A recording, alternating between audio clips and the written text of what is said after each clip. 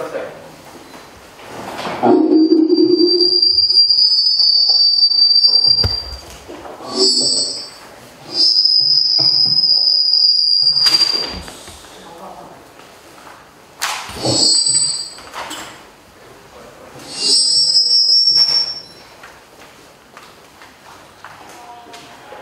Assalamualaikum warahmatullahi wabarakatuh. Wagub yang saya hormati, Pak Muhammad Pak Petani, juga seluruh delegasi rombongan dari Papua Barat yang ada di sini, Bapak sekalian, izinkan kami mengucapkan selamat datang di Balai Kota. Terima kasih menyempatkan untuk mampir silaturahmi, dan izinkan dalam kesempatan ini sebelum mulai lebih jauh saya perkenalkan, mungkin sudah ketemu juga Pak Taufan, beliau Kepala Bapak Sunampol, kemudian Ibu Dr. Widi, beliau adalah Kepala Dinas Kesehatan, Bu Widya Stuti, kemudian itu aja kita tadi Pak Wagub sempat mampir, kami baru selesai, minta maaf baru selesai rapi Pak terkait keretanan strategis, jadi agak terlambat tiba di sini, tapi alhamdulillah senang bisa tersambungkan. Jadi mohon Pak Wagub kalau boleh Pak menyampaikan sedikit tentang teman-teman yang lain. Silakan Pak Wagub. Baik, terima kasih. Assalamualaikum warahmatullahi wabarakatuh. Bapak Gubernur DKI Jakarta, Pak Anies yang saya hormati, kami banggakan, Pak Kepala Kesbangpol Provinsi DKI, Ibu Kepala Dinas Kesehatan, juga dengan para pimpinan OPD yang mendampingi yang saya hormati. Mohon izin saya perkenalkan, ini kami serombongan ini sudah sejak hari Jumat ada di Jakarta, berkeliling di beberapa tempat, dan alhamdulillah hari ini menyempatkan diri untuk bersilaturahmi di momen ulang tahun DKI Jakarta yang ke-493. Ya, betul. Ini yang paling kiri Pak Haji Saleh Sidnun. Beliau sehari-harinya di pemerintahan Wakil Ketua DPR Provinsi Papua Barat. Kemudian juga pengurus Majelis Ulama Indonesia Provinsi Papua Barat. Yang sebelahnya Pak yang sama adalah Pak Haji Ahmad Nasraul, Ketua Majelis Ulama Indonesia Provinsi Papua Barat. Di sebelahnya lagi Pak Ibu Taman, Pak Haji Mugiono. Ini Ketua BKPRI, Ketua PKS, anggota DPR Provinsi Papua Barat. Yang sebelahnya Pak Gunawan, Pak Haji Gunawan, Ketua Basnas. Yang sebelahnya lagi Pak Haji Alfaris Labago. Ini tadi yang punya Raja Ampat. Jadi kalau kerja Ampat mesti harus kantongi izin dari beliau. Di sebelahnya lagi Pak Bambang. Kalau yang di belakang Ibu Kepala Penghubung, mungkin Pak Gubernur sudah tidak asing lagi, perwakilan Papua Barat yang ada di Jakarta untuk menghubungkan dengan semua urusan-urusan pemerintah Provinsi Jakarta. Ini tentu pertama alhamdulillah puji dan syukur kepada Allah Subhanahu wa taala, kita semua sehat walafiat, Pak Gubernur sehat. Padahal setiap hari harus muncul di media, di televisi, menginformasikan tentang perkembangan COVID yang awalnya meledaknya dimulai dari Jakarta. Tapi alhamdulillah terus sehat ini, insya Allah terus sehat dan panjang umurnya. Demikian juga kita semua semoga terus sehat dan mampu melaksanakan tugas-tugas kita dengan baik.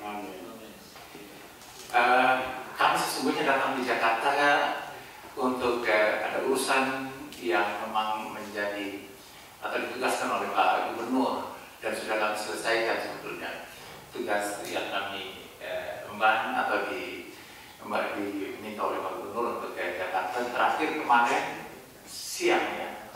Kemarin siang kami dengan Pak Wakil Presiden di rumah dinas Wakil Presiden, dan ketemu Presiden ternyata semua harus direpit sebelum ketemu. Jadi alhamdulillah semua sudah direpit, kecuali tadi ada beberapa yang kita minta untuk juga direpit. Kesempatan ada di Wali Kota itu sekalian, mumpung gratis Pak. Tapi kalau di luar bayar, sudah tadi. Ada di BPK. Oh sudah. Terima kasih Bu Gadis. Karena kalau di luar katanya bayar, jadi mumpung di Wali Kota sekalian. Hasilnya, hasilnya apa tuh, baik semua kemarin, non reaktif. Kalau yang dua ini juga non reaktif. Insya Allah ya. Baik, Pak Gubernur dan para pimpinan OPD, sesungguhnya kami di momen ulang tahun DKI Jakarta ke-493, kebetulan kami juga ada di Jakarta. Kami ingin menyambung silaturahmi juga dengan Pak Gubernur dan dengan jajarannya, sekaligus juga mendapatkan informasi atau pengalaman, bisa mendapatkan share pengalaman penanganan COVID di daerah yang sangat padat dan awal mula wabah ini melanda Indonesia itu dimulai dari Jakarta, tapi luar biasa penanganannya sehingga kemudian di momen ulang tahun ini situasinya menjadi melandai gitu. Tentu dengan kepadatan penduduk dan kemudian jumlah penduduk yang padat seperti ini, tetapi upaya yang serius, sistematis dan didukung oleh semua sistem ini tentu bisa menjadi pengalaman yang bisa dishare kepada kami. Pada kesempatan ini juga kami sampaikan, Pak Gubernur, saya di dalam bulan puasa kemarin, kebetulan di tengah pandemi ini ada kegiatan-kegiatan berbagi pemerintah daerah kepada masyarakat dalam rangka mengurangi beban dari masyarakat. Saya datang ke Sorong, jadi beberapa masjid saya datangi. Ternyata ada masjid yang saya juga agak kaget. Ternyata nama masjidnya nama Masjid At-Tarbiyah Aliyah Baswedan.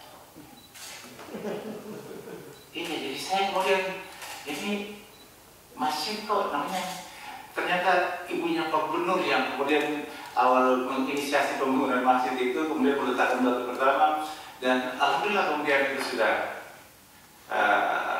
ya eksis saat ini lah. Begitu juga ada rumah singgah, ada sekolah sungai dan rumah singgah yatim piatu yang juga saya meletakkan batu pertama, tetapi disupport oleh ibu luar biasa, dan anak-anak sudah menampung kurang lebih 200-an anak-anak situ, alhamdulillah. Dan juga beberapa yayasan-yayasan lain yang tersebar juga sampai ke Kabupaten Sorong, Kabupaten Sorong Selatan dan Kota Sorong. Jadi sekaliguslah momen ini saya menyampaikan terima kasih. Insya Allah ini menjadi amal jariah dari ibu, dan juga menjadi jalan selanjutnya kebaikan bagi Pak Gubernur, Pak Anies untuk ke depan. Yang berikut, saya itu sebetulnya niatkan sejak bertemu dengan Pak Gubernur pada saat di Hotel Borobudur ketika kita APPSI, ya, Pronas APPSI, karena saya sudah dikasih 2 batik ondel-ondel. Jadi Pak Gubernur kan sering tampil di TV, ya rasanya enak itu dilihat kalau sekali-sekali Pak Gubernur juga tampil di TV pakai batik Papua. Makanya saya sekaligus ini kesempatan saya minta supaya itu sesungguhnya awalnya itu dulu gitu, yang lain itu ikutan. Begitu, jadi insya Allah saya mohon nanti Pak Gubernur berkenan untuk menerima batik ini dan tidak untuk disimpan tapi benar-benar dipakai nanti, insya Allah. Baik, saya kira itu, jadi mari sudah sekalian biar saya serahkan supaya nanti setelah ini kita ada mendapatkan berbagi informasi atau sharing pengalamannya sama Ibu. Wah, ini batik Papua. Ini Nah ini ada bagi Papua ini. Ya semua. Kayaknya ini ya. Baik. Ya, saya buka dulu. Oh ya. Oh. Ya, ya. Ini langsung saya cek. Ya. Terima kasih. Ya, terima kasih Pak. Pak, ini sekaligus saya tambah lagi berarti petani.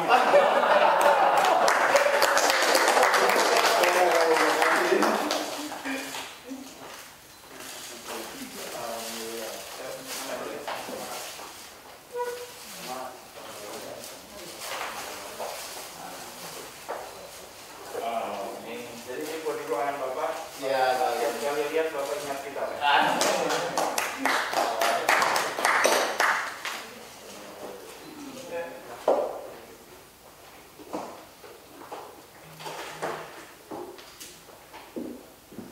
Gubernur ini ada apa namanya master pemerintah provinsi Papua Barat. Burung kasuari. Ini bukan burung cendrawasih kalau cendrawasih di Papua. Papua Barat kasuari itu. Yang telurnya sebesar telur kurang lebih sama seperti telur burung onta aja. Berapa saja 20 kan? 20 kan.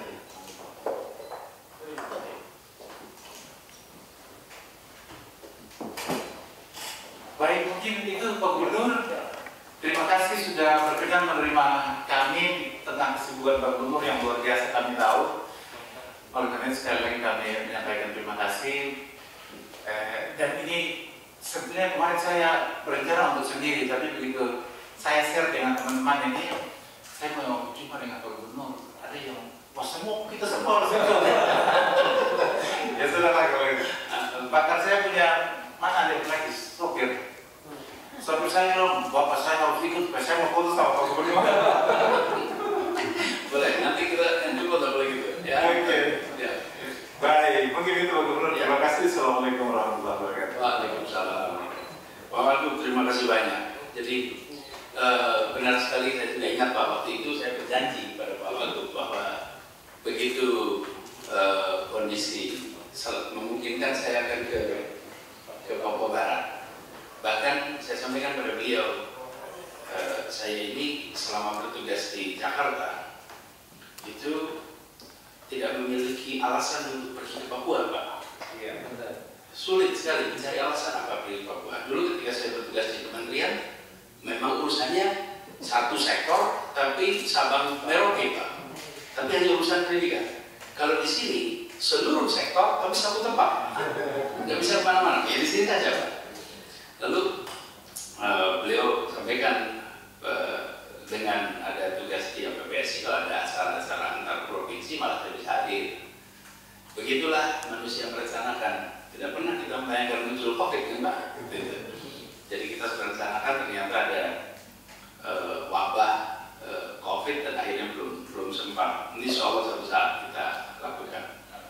Lalu ini makanya kita mengundang Pak Ibu Dr. Widya Stuti, beliau Kepala Dinas Kesehatan. Mudah-mudahan nanti kalau memang itu tim teknis juga dari Papua Barat bisa kolaborasi. Tentu beliau sendiri ada asosiasi kepala dinas kesehatan, di situ ada tukar pikiran. Memang Jakarta karena kami yang pertama kali menghadapi, lalu kami juga alhamdulillah menyusun dari awal itu langkah-langkah yang pada saat ini kalau kita menengok ke belakang, alhamdulillah ternyata itu langkah-langkah yang tepat. Karena itulah kondisi penyebaran wabah di Jakarta bisa dikatakan terkendali. Walaupun kita sudah melakukan transisi, orang sudah berkegiatan, tapi tetap penyebarannya terkendali. Itu dua faktor. Satu adalah arah kebijakan yang dikerjakan benar. Yang kedua, mengikuti arah kebijakan. Ketika pemerintah mengatakan kegiatan-kegiatan di luar rumah dihentikan, kecuali kegiatan substansial dan masyarakatnya mengikuti, maka kita tenang. Tapi kalau itu tidak terjadi, Pak, ya tidak mungkin muncul situasi seperti sekarang. Jadi ini perlu dua dua pihak Pak, ya masyarakatnya, ya pemerintahnya.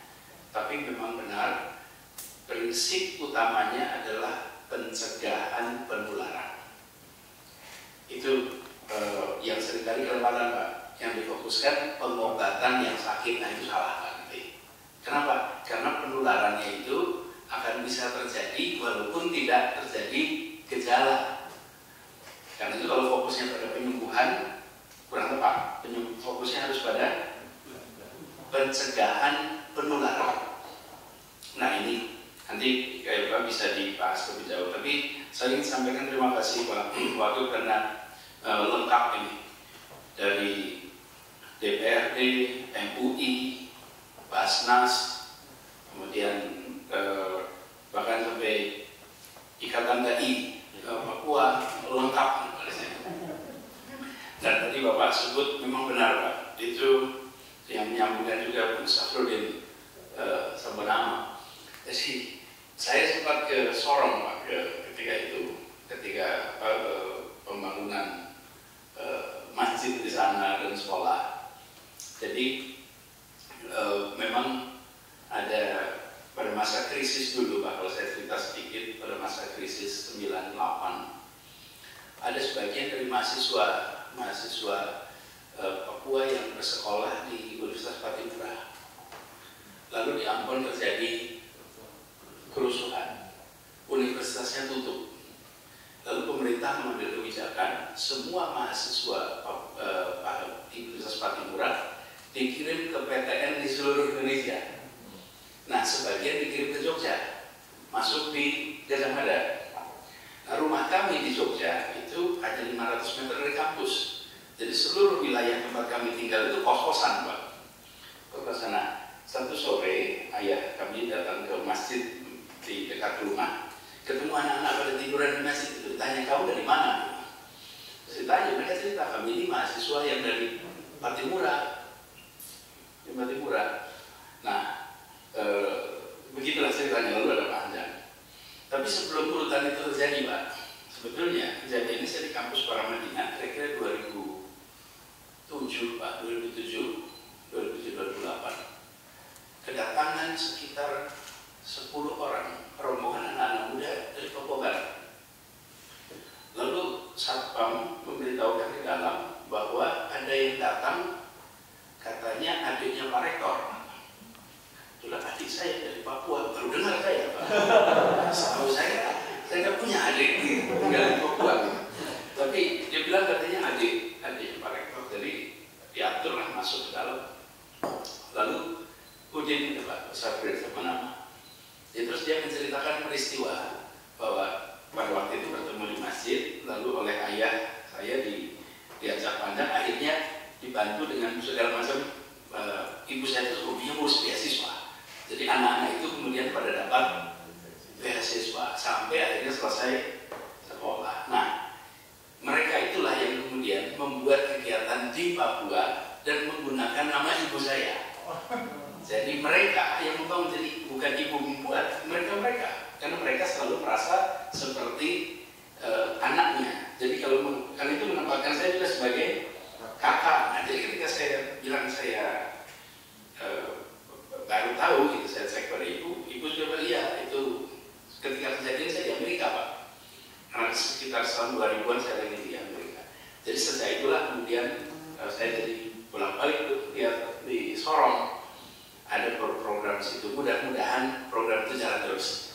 Nanti mohon Pak Wagub ikut dijagain di situ. Karena anak-anak ini mereka luar biasa.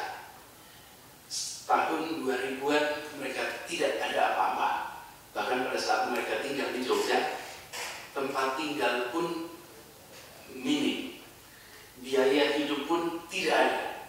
Dan sekarang mereka sudah pada jadi orang Pak. Sebagian ada jadi anggota DPRD, sebagian mereka sudah jadi orang. Di 20 tahun kemudian kita melihat mereka sekarang dengan perannya masing-masing. Karena itu saya selalu percaya, ini teman-teman di sini sering dengar, pendidikan itu eskalator sosial ekonomi. Betul-betul eskalator. Mereka eskalator itu kan tangga besar. Kalau naik eskalator itu akan naik ke atas. Apalagi kalau naik tangga sambil berlari, Pak. Itu lebih cepat lagi naik ke atasnya. Tapi tidak bergerak pun terbawa ke atas, tidak melangkah pun terbawa ke atas. Dan teman-teman contoh itu. Jadi mudah-mudahan nantinya mereka bisa terus berkegiatan di sana, dan kita bangga, Pak, dengan saudara-saudara kita yang berangkat merantau mencari ilmu dan memilih pulang ke kampung halaman. Nah, jadi kita bersyukur nanti kapan-kapan dapat kesempatan untuk mampir lagi, Pak, ke Papua Barat sana. Amin. Insya Allah.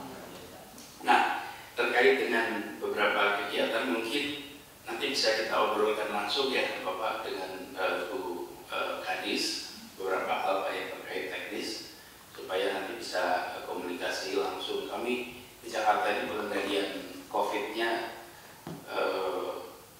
meskipun masih ada kasus-kasus positif, tapi itu terjadi karena kita hanya mencari, Pak. Kalau kita hanya menunggu, mungkin kasus positifnya rendah. Tapi kalau kita karena mencari, jadi selalu ketemu. Tapi lebih baik kita mencari dan isolasi daripada menanti dan akhirnya angkanya tidak terkendali. Mudah-mudahan nantinya bisa tercover itu semua. Dan saya janji, Pak, insya Allah nanti dalam waktu dekat Bapak akan lihat kami berfoto pakai batik dari Papua, Pak.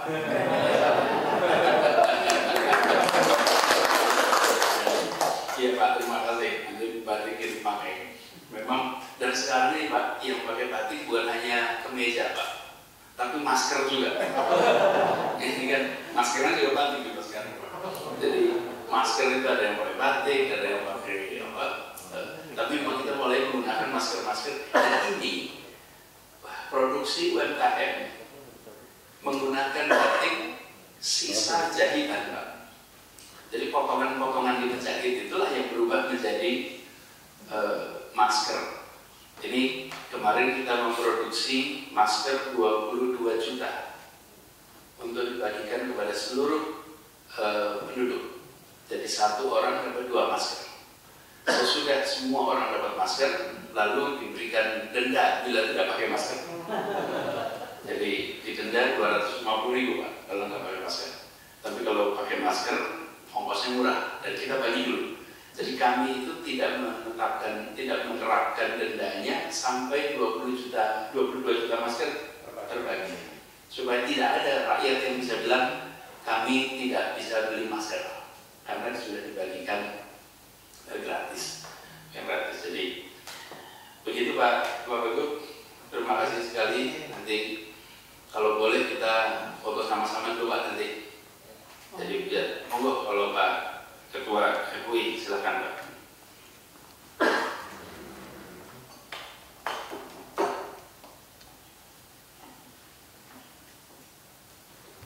Assalamualaikum warahmatullahi wabarakatuh. Alhamdulillah wa syukurillah wa la haula wa la quwwata illa billah. Yang terhormat Haji Anies Rashid Baswedan, SE MPPPHD, Gubernur DKI Jakarta. Mari kita beri aplaus. Yang terhormat Wakil Gubernur Papua Barat, Bapak Muhammad Al-Misi, para pimpinan UPD yang hadir yang kami hormati, Kepala Dinas Kesehatan, Kepala Dinas Kesmako, juga kawan-kawan dari MUI Papua Barat yang kami hormati, perwakilan Papua Barat, Ibu Bapak hadirat yang dirahmati Allah. Alhamdulillah, puji dan syukur kita panjatkan kepada Allah Subhanahu wa Ta'ala atas limpahan nikmat dan karunia-Nya. Pada siang hari ini kita bersilaturahim dengan Bapak Gubernur DKI Jakarta. Ini untuk kali pertama saya masuk ke Wali Kota dan duduk di ruangan ini. Alhamdulillah. Selanjutnya ada semacam asumsi, Pak Gubernur, yang Bisa juga dibenarkan, bisa juga tidak. Adalah beberapa Kapolri terakhir yang menjabat itu sebelum jadi Kapolri mereka jadi Kapolda Papua. Termasuk pada saat Pak Tito. Ya. Demikian juga dengan Presiden Republik Indonesia. Sebelum jadi presiden dia dulu DKI. Mudah-mudahan jadi bahkan yang sekarang ramai di masyarakat kita itu ketika mendengar nama Pak Gubernur DKI, Pak Anies Baswedan, mereka menyebutnya sebagai Gubernur Indonesia. Ini istilah yang luar biasa. Dan tadi sebelum kami masuk ke sini, di ruangan itu kami sempat perlihatkan foto-foto Gubernur DKI dari masa ke masa. Dan kita juga melihat ada Pak Ali Sadikin yang disebut sebagai Gubernur DKI yang cukup populer pada masanya. Dan kali ini Pak Gubernur Anies Baswedan ada di posisi itu. Alhamdulillah Pak Gubernur, kami senang sekali bisa bersilaturahim.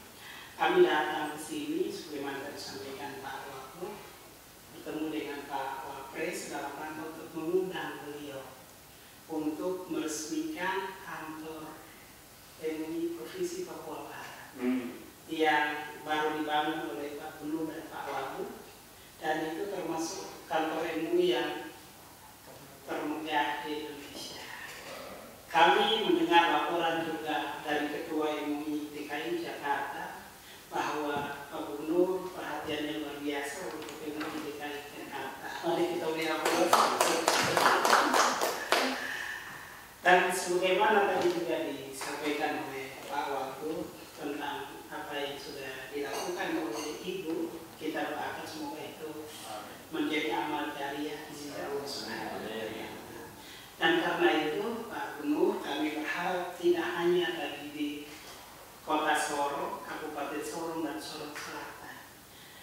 Perlu kami sampaikan ke Pak Gubernur bahwa Kaimana, tempat kami dan juga Pak Wagub dan juga Fakfak, Bintuni, Raja Ampat itu adalah daerah-daerah dengan komunitas Muslim asli Papua cukup besar di situ. Kami berharap pada suatu saat ketika Pak Gubernur akan berkunjung ke Papua, datanglah ke Kaimana, kota senja indah. Dan kami berharap juga seperti yang tadi disampaikan oleh Pak Wagub, ada bekasnya Pak Gubernur di sana mungkin masjid atau darul aitam, sehingga itu menjadi amal jariah di sisi Allah. Barangkali itu kami doakan Pak Gubernur semoga senantiasa sehat, dipanjangkan umurnya oleh Allah, dan kami doakan semoga Gubernur atau Presiden berikutnya adalah Pak Haji Rashid Anies Baswedan. Terima kasih.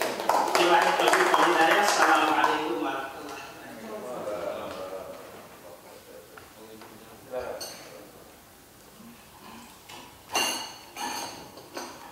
Bismillahirrahmanirrahim. Assalamualaikum warahmatullahi wabarakatuh. Pak Gubernur DKI yang saya hormati, Pak Wagub, Bapak Ibu PD yang kami hormati, bersama kami dan Ketua MUI dan Wakil Ketua DPRD Papua Barat yang saya hormati, bersama Tuhan. Izin Pak Gubernur, pertama saya mewakili rakyat Papua Barat, dan wakil rakyat juga bagian dari orang rakyat, melihat di media kemudian beberapa tulisan baik yang cetak maupun elektronik mengucapkan salut Pak, salut terkhusus memang kepedulian Bapak dan pemerintah DKI untuk membantu masyarakat Papua Barat yang ada di Jakarta, ya. Baik itu yang memang dia terlockdown atau memang dia menetapkan ada beberapa kriteria Papua Barat yang ada tinggal di Jakarta. Di media cukup, walaupun tidak terlalu ramai seperti ada juga gubernur lain, tapi kami tetap memantaunya dan itu terdokumentasi dalam beberapa media.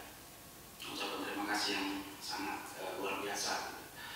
Terkhusus juga sudah berang tentu untuk para siswa dan mahasiswa yang kami juga dulu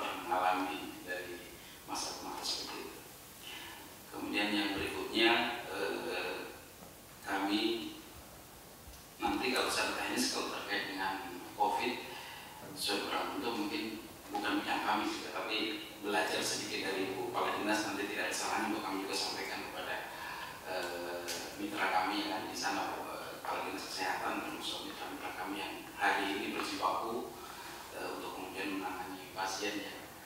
Sebenarnya ada kenaikan, tetapi tingkat kenaikan sembuhnya juga besar, jadi tidak terlalu menakutkan menurut saya, walaupun tetap harus ditangani dengan lebih serius.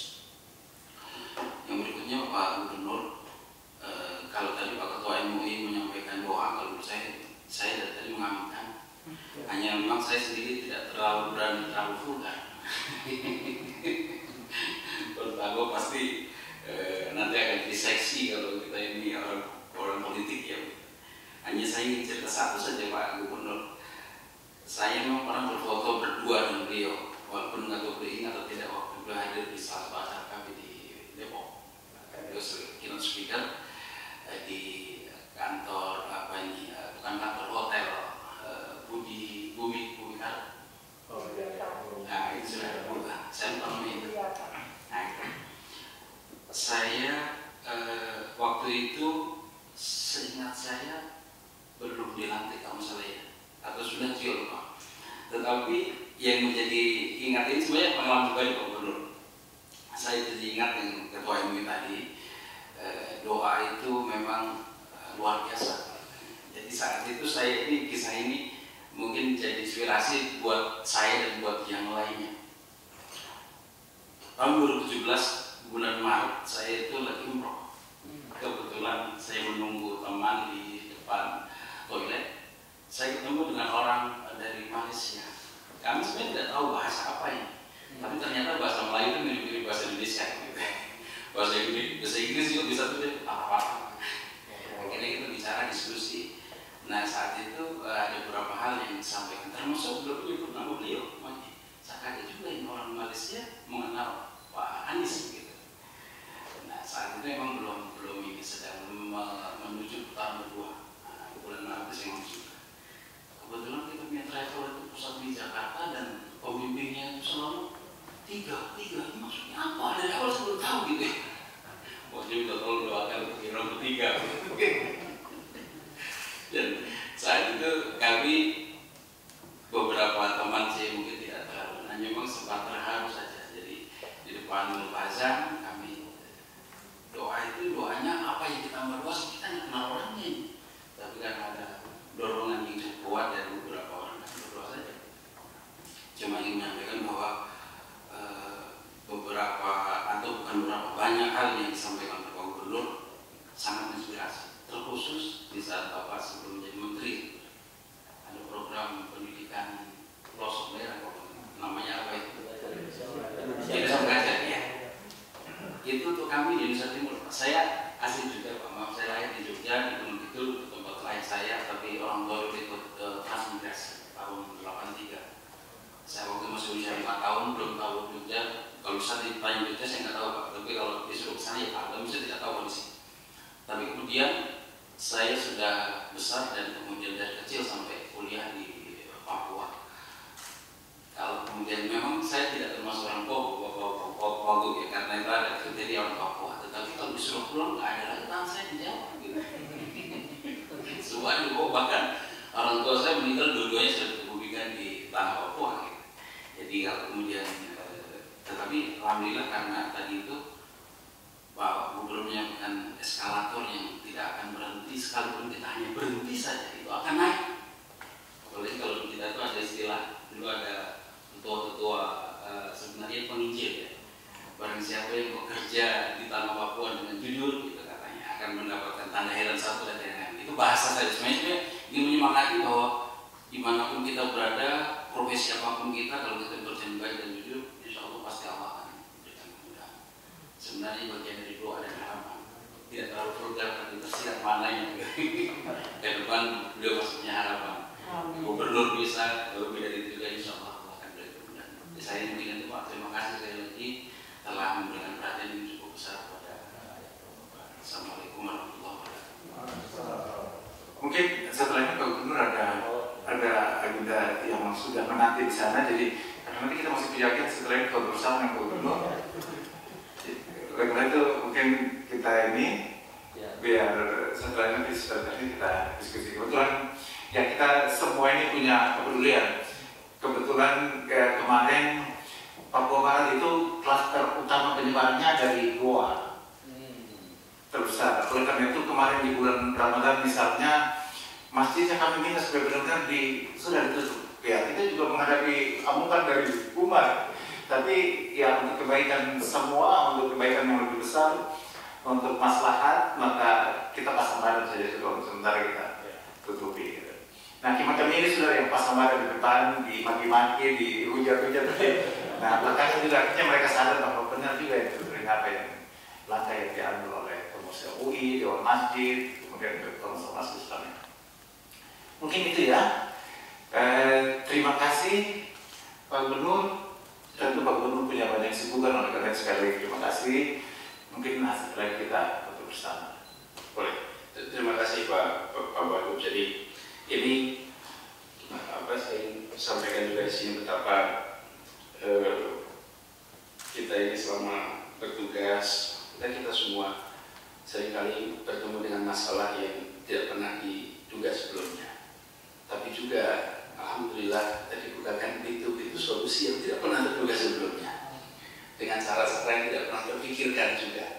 Jadi itu berkat doa dari semuanya, dan kami semua di Jakarta ini merasakan sekali tadi juga yang disampaikan Bapak Majelis Ulama di Jakarta ini sangat membantu di dalam berbagai kita saling membantu.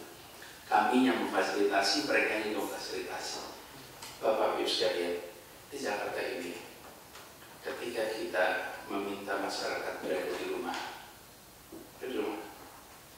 bila para ahli ulama mengatakan kami tetap ke masjid, apa yang terjadi? Apa yang terjadi?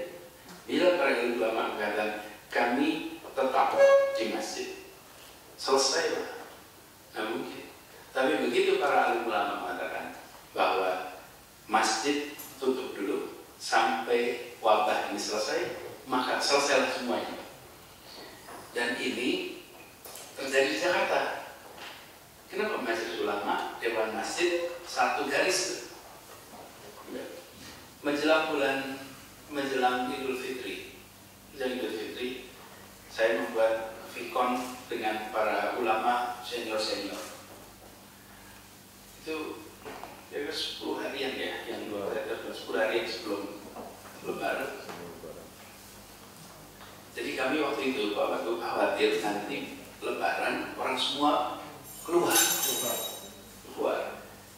untuk sholat Idul Fitri, karena selalu sekali. Jadi kami sampaikan ini risikonya demikian, dan ulama-ulama senior ini, ulama sangat alim. Mereka ketika mendengar itu hanya mengatakan begini, Pak Gubernur, jangankan kita berbicara tentang Idul Adha, sholat Jumat yang wajib, yang ada nasnya saja, kami putuskan untuk tidak diselenggarakan dulu. Apalagi sholat Idul Fitri yang statusnya sunnah. Jadi kita taatul amri. Begitu diputuskan belum, maka semuanya belum. Ini Pak, kalau tidak ada itu semua, tidak mungkin kita bisa mengendalikan. Oh Pak, tidak mungkin. Karena kalau ini kantor saja tutup, itu mudah Pak. Kalau ini sekolah saja tutup, itu mudah. Tapi kalau rumah ibadah, maka itu diperlukan keputusan. Nah, dan ini sekarang hari Jumat besok, malam Jumat besok, ini MUI menyelenggarakan kegiatan di seluruh kecamatan. Semua alim ulama berkumpul, satu kecamatan satu masjid. Di kecamatan ulama di masjid itu untuk istighosa. Kita Jakarta sudah sempat 14 Jumat tidak ada orang bersolat Jumat di sini. Karena itu besok kita seperti mau memulai babak baru ini. Itu begitu, karena kita akan mulai lagi, kita akan dari itu hari Kamis malam kita akan selenggarakan dengan MUI Jakarta Kiai Mukhtar. Jadi insya Allah nanti kerjasamanya juga jalan terus Pak. Dan doakan kami untuk bisa jalankan ini juga, Pak Mugiono doakan kita juga. Insya Allah Pak Ketua Ahmad Naus Raud ya, Pak Naus Raud. Insya Allah ilmunya makin maju, gedungnya sudah hebat, ya. Nanti perannya juga makin besar di sana insya Allah. Pak Ibu sekalian, kita foto dulu ya. Ini Pak mohon izin, kami menyiapkan makan siang datangnya agak terlambat ini. Tapi begini Pak, ini mengikuti protokol COVID Pak. Di dalam protokol penanganan COVID ini tidak boleh prasmanan Pak. Jadi makanan itu harus satu orang satu kotak. Jadi semua perkotakan punya pasar Pak. Yang makanan prasmanan lagi nggak punya pasar kan? Perkotakan. Jadi kita foto dulu sama-sama, nanti bisa kita makan Pak. Mari silakan. Oh ya, boleh. Ini kita fotonya di balai rumah aja, supaya pemandangan lebih bagus Pak. Dibuka aja pintunya. 1, 2, 3. Ya cukup Bapak.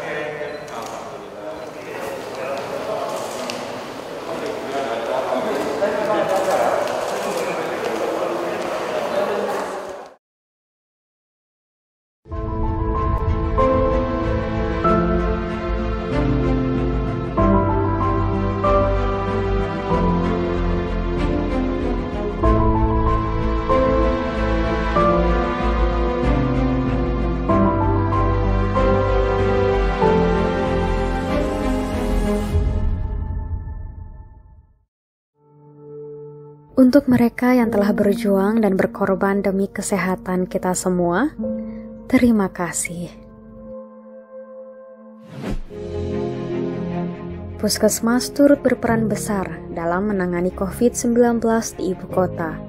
Seluruh tenaga kesehatan puskesmas di Jakarta secara proaktif berupaya menekan penyebaran virus ini. Mulai dari sosialisasi langsung ke masyarakat, hingga bekerja sama lintas sektor menangani wabah virus ini. Kebersihan lingkungan sekitar tak luput diperhatikan.